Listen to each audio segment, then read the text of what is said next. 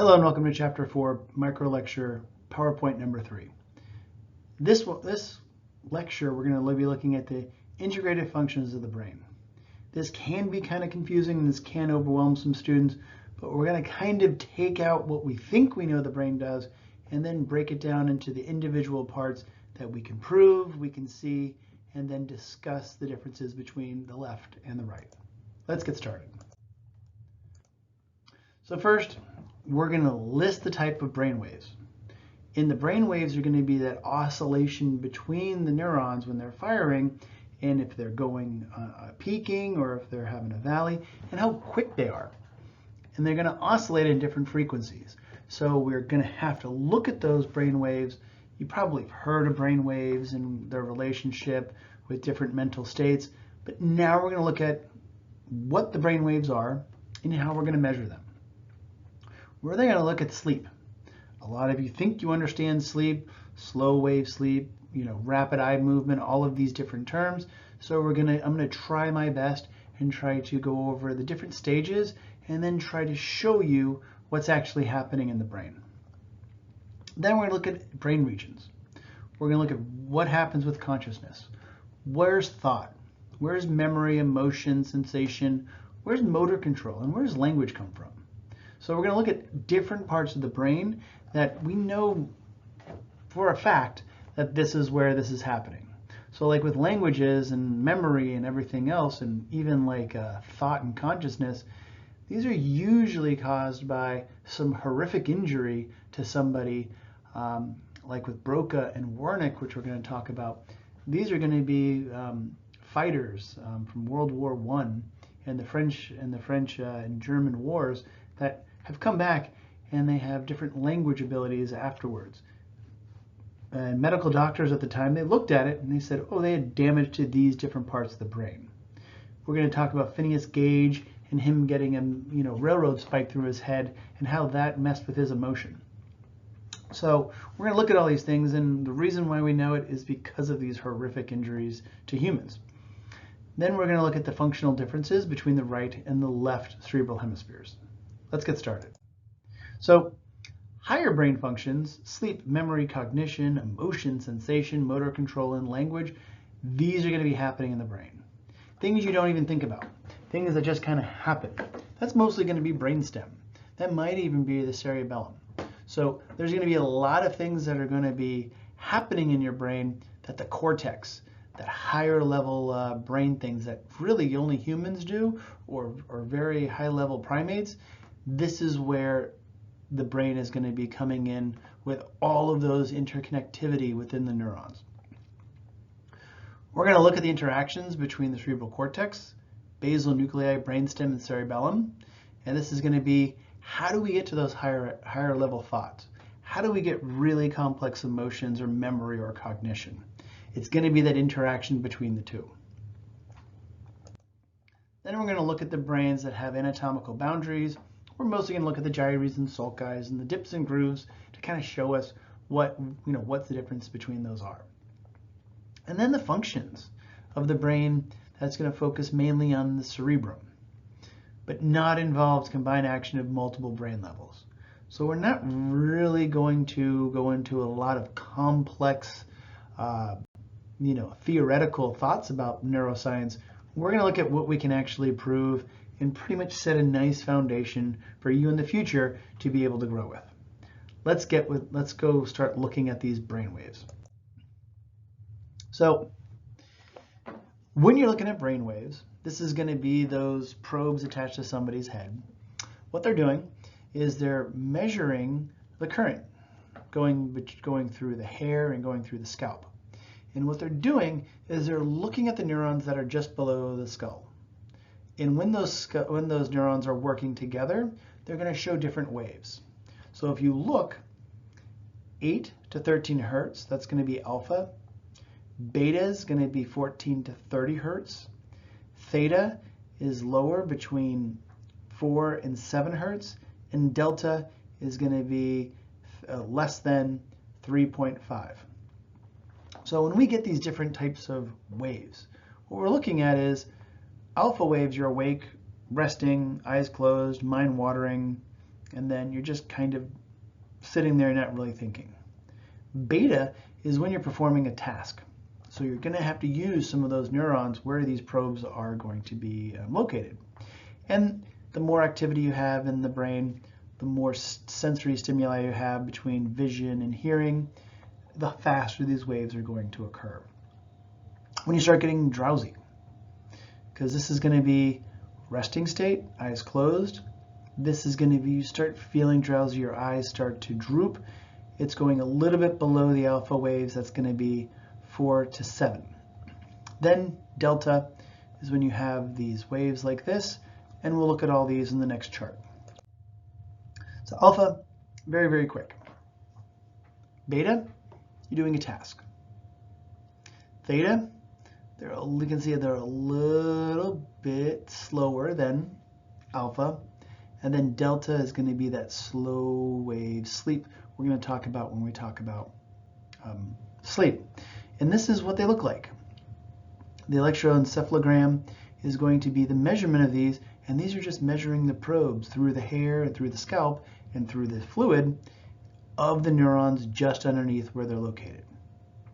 So you can measure this and think of how, people can change the way they think, change the way they kind of memorize things, and measure it over time and see if their cognition is getting worse or if it's staying about the same. You can also measure these when people are sleeping.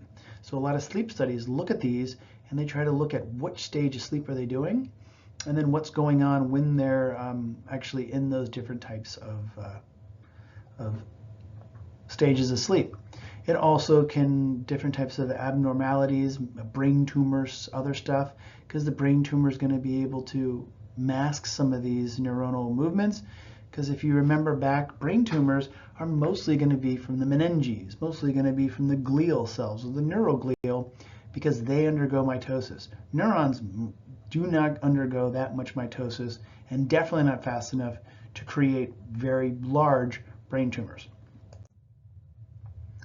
And the brain wave is going to be the rhythmic voltage channels resulting on the synchronized postsynaptic potentials at the superficial layer, so just on top. And we talked about the 4 different types. So their persistence, absence of brain waves is common. Clinical and legal criteria of brain death.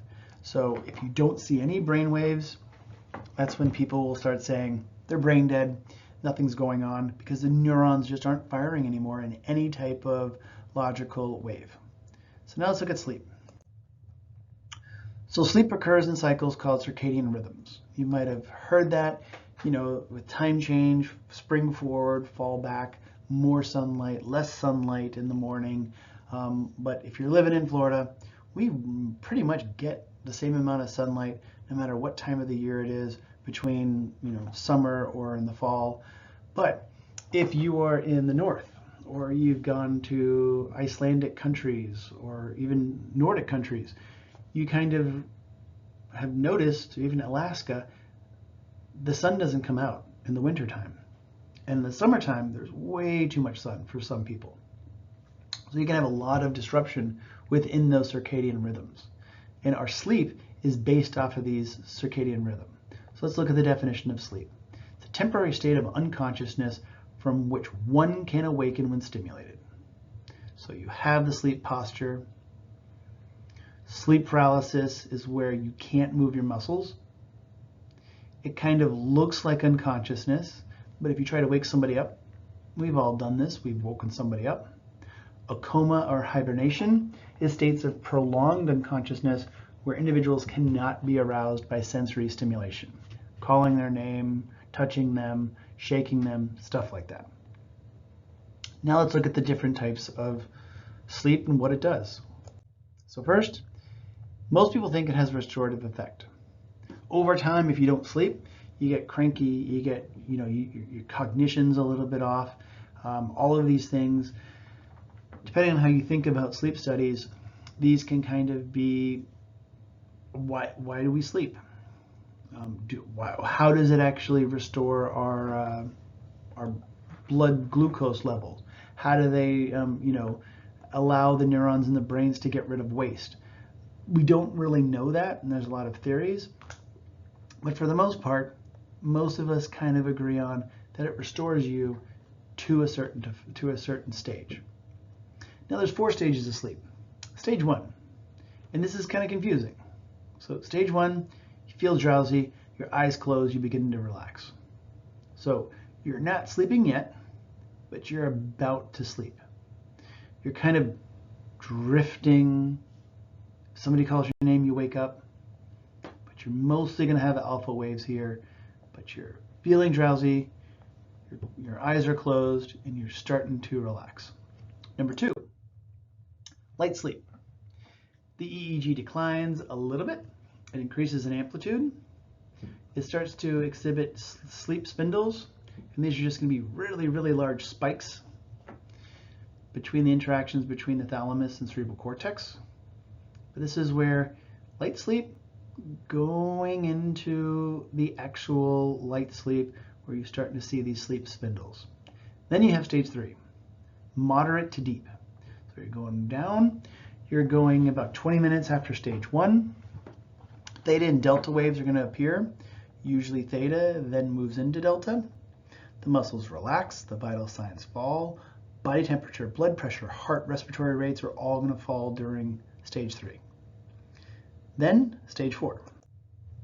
Stage 4 is always going to be called slow wave sleep because the EEG is going to be dominated by low frequency, high amplitude delta waves. So slow waves, high amplitude, that's going to be the ones that just kind of go like that. Your muscles are very relaxed. The vital signs are at the lowest. Your blood pressure, your blood temperature, it might even fall to a point where it needs to be moved back up. Now let's think. So about 5 times a night, a sleeper backtracks. So they make it all the way down to stage 4. So stage 3 to stage 4, back to stage 3, back up to stage 2, and then up and down it goes throughout the night. And it happens around 5 times a night. It's going to exhibit bouts of rapid eye movement sleep. The eyes are going to rapidly move back and forth. During REM, or REM sleep, the muscles are paralyzed, the body temperature, blood pressure, heart rate, and respiratory rate increases. So there's a lot of theories on why we have REM sleep. Because in stage 3, and especially in stage 4, your body temperature gets really low, maybe they think that REM sleep raises the body temperature a little bit so you can start doing those cycles of moving from 2 to 3, back to 4, and moving through REM sleep while you're doing all that. REM sleep is also called paradoxical sleep because the EEG is going to resemble us being in the waking state. When you're in REM sleep, it's really hard to arouse you than any other stage. The vital signs increase, brain uses more oxygen than in awake. Sleep paralysis is stronger to prevent sleeper from acting out any dreams. Dreams can occur in REM sleep or non-REM sleep. They used to think that dreams only occur in REM. Because people sometimes wake up after REM sleep and they can't move because they have sleep paralysis, they kind of remember those dreams a little bit more vividly. But the parasympathetic nervous system is very active during REM sleep, constricts the pupils, and then also tries to get the body and the blood flow to the other parts. So the sleep. I kind of mentioned it's the rhythm of going up and down, up and down. There's going to be certain types of nuclei that are going to be very important when we're talking about sleep. So it's going to be the interaction between the cerebral cortex, thalamus, hypothalamus, and the reticular formation. The arousal induced by the upper reticular near the pons in the midbrain, and the sleep induced by the nuclei below the pons in the ventrolateral preoptic nucleus of the hypothalamus. So when you're looking at this, part of the brain is going to be to make sure it's being awake. Other parts are going to slow it down. So let's look at these individual nuclei. So the suprachiasmatic nucleus. This one is mainly important, It's just above the optic chiasm. That's why it's suprachiasmatic. It's in the anterior hypothalamus. So it's going to be very important between its connections and the place where it is in the brain for all the different connections and places in the brain that it can actually communicate with. It has input from the eye that allows the suprachiasmatic nucleus to synchronize multiple body rhythms with external rhythms of night and day. What does that mean? It goes back to your circadian rhythms. So sleep, body temperature, urine production, secretion, and other functions is going to be maintained by the suprachiasmatic nucleus. And what's important about it, it's in the anterior, the front of the hypothalamus, which because it's in the middle of the brain, it allows it to synchronize many, many, many different parts of the brain rhythms with its communications. We mentioned that sleep has a restorative effect. If you're deprived of sleep, it can be fatal, it can kill you. But rest alone does not have a restorative effect. So if you're just laying and you're not actually sleeping, you don't get the full type of benefit. Why? We don't know. There's a lot of studies going on for this, but right now we just don't have enough information and we don't have enough research into human subjects to actually figure out why is sleep good for you. So there's many theories that it replenishes glycogen and ATP. Sleep may consolidate and strengthen memories, but we have no way of actually proving that. We have studies that say it does, but then again, the way you test to see if sleep is consolidating memories is to have one group that sleeps, the other group is sleep deprived. So we already know if we don't sleep a lot, we're just not able to concentrate. We're not able to think good. We're not able to, remember things. So it's a kind of double-edged sword where we're doing these research studies. We really can't prove without a doubt because of the way human testing is done. And here's your stages. So here are the stages. You're awake. That's your alpha. You're getting kind of drowsy. So you're getting down. They're getting slower. You go into light sleep. You see the sleep spindles, which are going to be very, very, very sharp up and down amplitudes of the waves. You're going down to moderate, so theta and then delta. And then delta, you just see the big, slow things. And then you go back up to 3. You go back up to 2. Sometimes you go into REM sleep.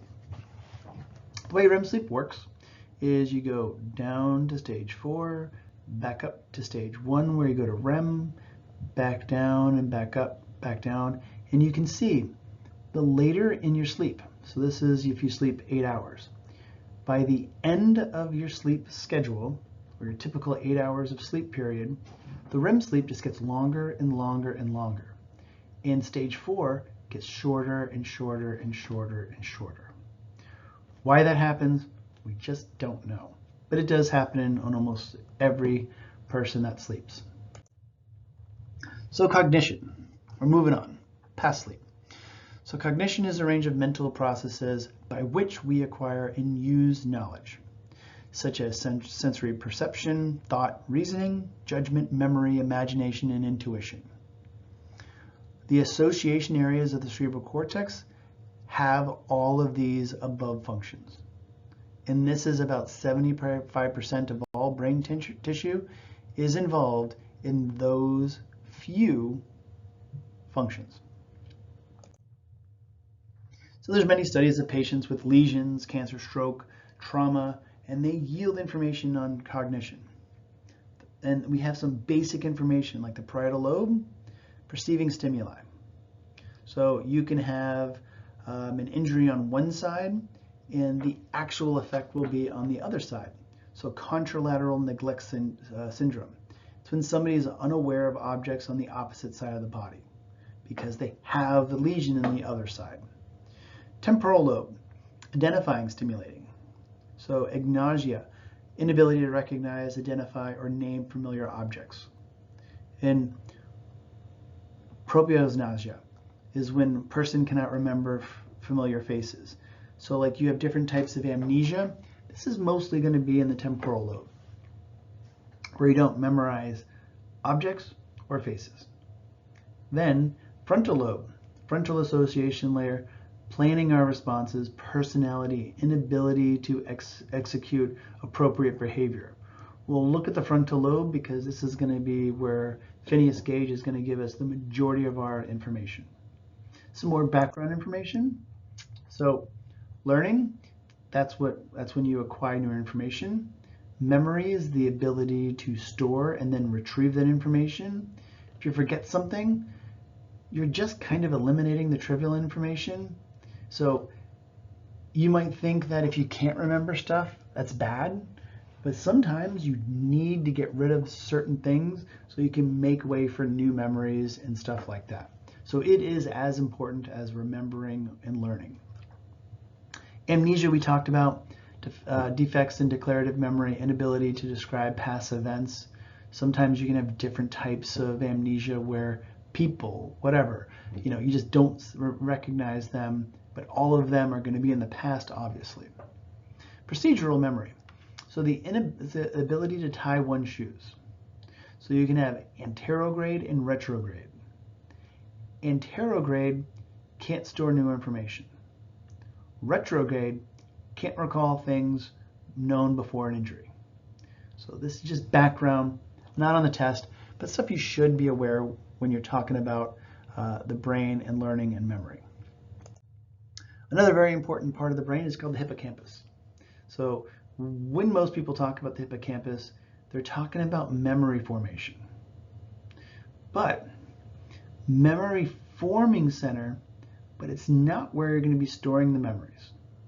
And the reason why this is an important kind of thing to kind of know is, where's the hippocampus in the brain? And when you know where the hippocampus is, and you look at the brain model later on, and you see, oh, that's where the hippocampus is. It's important because it's got an anterior and a posterior hippocampus. It's got many layers in the hippocampus, but it's the connections going into the hippocampus and out of the hippocampus that's going to be the main reason why it's important for forming memories, just not storing them. Because if you damage or lesion the hippocampus, they can't form new memories. That doesn't mean you can't store those memories, you just can't form them. So there's little lesion tests with mice and rats that we're able to see. There's a difference between those two. And because of its location, it's going to organize sensory, cognitive information from the frontal lobe and the sensory cortex, just to kind of be able to organize everything into our memories and then unify them into one long-term memory. Memory consolidation is the process of teaching the cerebral cortex until the long-term memory is established, and it does that by building connections. And when neurons are building connections, you build more synaptic knobs, you have more synaptic knobs, you have more connections between neurons. That's what's happening here. And long-term memories are stored in various areas of the cerebral cortex.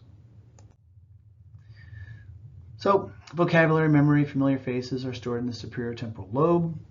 Memories of one's planned social roles, prefrontal cortex. Cerebellum, motor skills, and amygdala is emotional memory. Now let's get into some of the reasons why we know what the brain does. So this guy, Phineas Gage, he was a railroad construction worker, and what happened is he was using a hydraulic hammer. And what happened is when he tried to push it down, he didn't have it flush on it. And what happened is it pushed down on this railroad spike. The railroad spike hit the ground on a rock and then flew back up and went through his prefrontal cortex. Now, this metal rod went through his face, right behind his eye, and didn't damage anything really. They pulled it out and they're like, oh my gosh, he's still alive. This is amazing.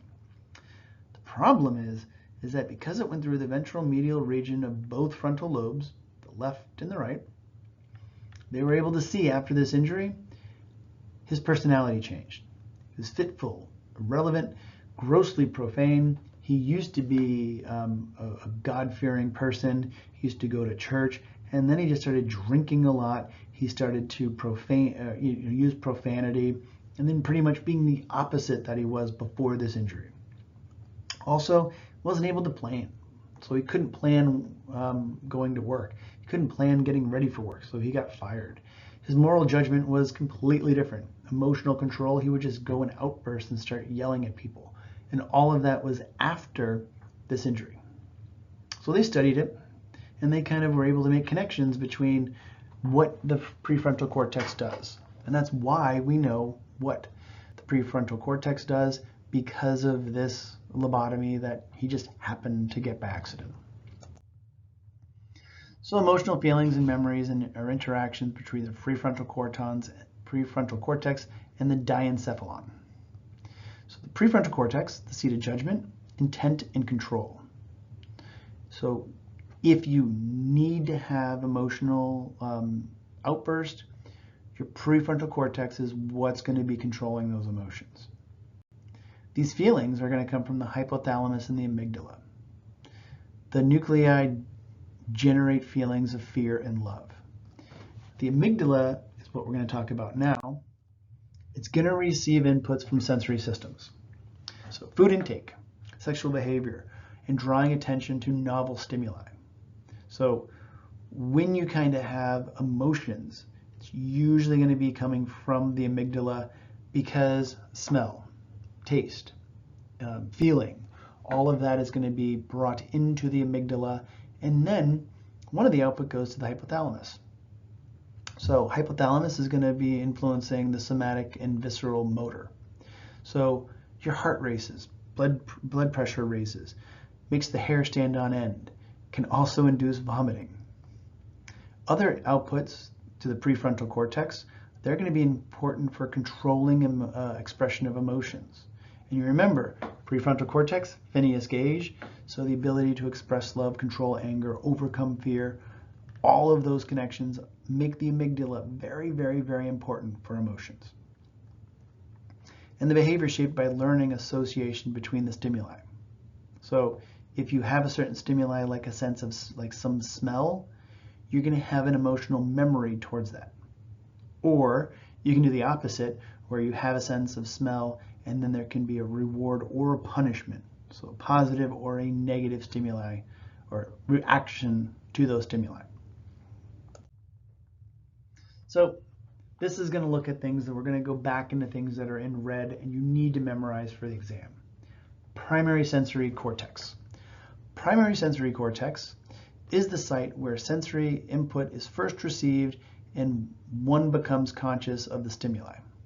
So it comes up through the sensory signals in your fingers, toes, wherever they are in the body.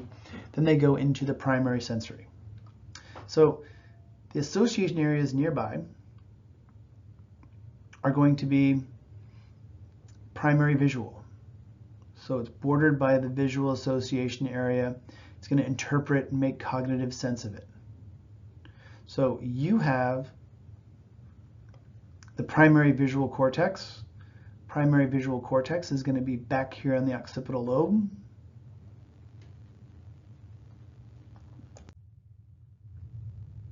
You have vision. Talked about the visual primary cortex. Posterior region of the occipital lobe. This is going to be brought up or broken down into the anterior and occupies all the remaining occipital lobes. It kind of builds from primary, secondary, and tertiary.